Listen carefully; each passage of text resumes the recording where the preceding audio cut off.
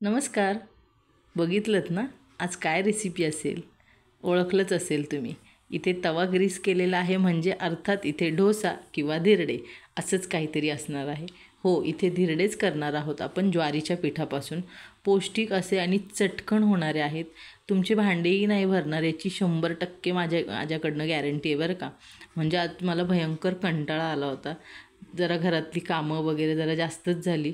अंग भयंकर दुखत होतं. म्हटलं आता काय करायचं? निव्वळ भात खाऊन तर पोट मुलांचं भरत नाही आणि माझ्याही मनाची शांतता होत नाही. मग मी काय केलं, असे ज्वारीचे मस्तपैकी पौष्टिक धिरडे केले. आता हे कसे केले ते तुम्हाला सांगते. काय करायचं, एक वाटीभर ज्वारीचं पीठ घ्यायचं आणि त्यामध्ये 2-3 चमचे रवा घालायचा. थोडंसं दही असेल तर घाला, नसलं तर लिंबू पिळला तरी चालतो.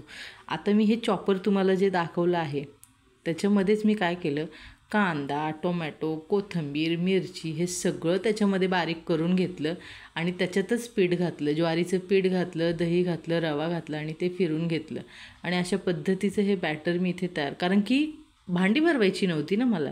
मस्तपैकी याच्यातच हे बॅटर तयार करून घेतलं. हे बघा, टेक्स्चर ह्या पद्धतीचं आलेलं आहे. इतकं पातळ ठेवायचं हे पीठ आणि मस्तपैकी याचे धिरडे तयार करायचे. अगदी पौष्टिक आणि चवीला काय भन्नाट लागत होते, तुम्हाला काय सांगू. नक्की ह्या पद्धतीने एकदा धिरडे करून बघा आणि मला कमेंटमध्ये सांगा. दही घेतला तर इथे अर्धा धिरडा हा तुटला आहे. तो कसा, तो मुलाने नेला बरं का खायला.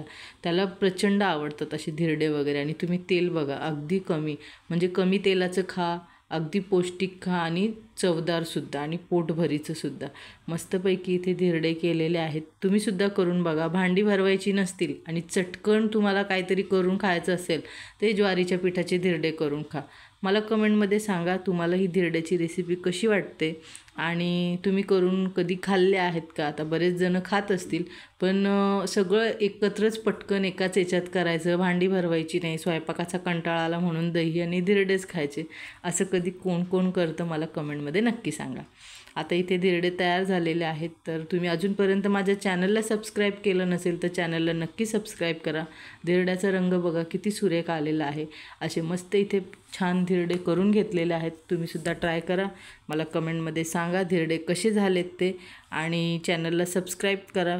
व्हिडिओ कुठून बघत आहात ते सुद्धा सांगा. मस्तपैकी इथे गरमागरम धिरडे मी सर्व केलेले आहेत. मुलगाही अगदी खुश आणि मीही अगदी खुश आणि भांडे घासायचं तर